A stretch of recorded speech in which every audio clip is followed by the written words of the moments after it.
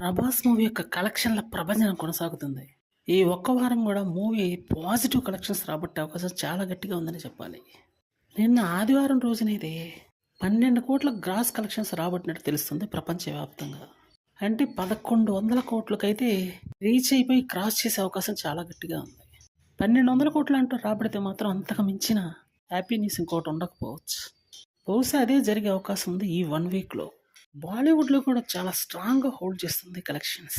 సరైనటువంటి hit movies లేకపోవడం, కొత్తగా వచ్చినటువంటి మూవీస్ ఫ్లాప్ అవ్వడం, ఆల్రెడీ బ్లాక్ బస్టర్ స్టేటస్ అందుకున్నటువంటి 'కల్కి' మూవీ కంటిన్యూస్‌గా కలెక్షన్స్ రాబట్టడం, వీకెండ్ వచ్చేటప్పటికి కలెక్షన్స్ ఒక్కసారిగా పెరుగుతున్నాయి.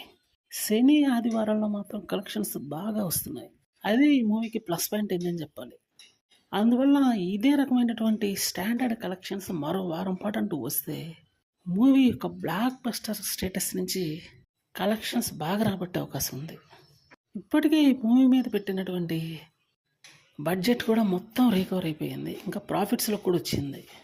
ఈ నేపథ్యంలో సెకండ్ పార్ట్ మీద అయితే ఖచ్చితంగా ఆడియన్స్ ఫోకస్ ఉంటుందని చెప్పాలి.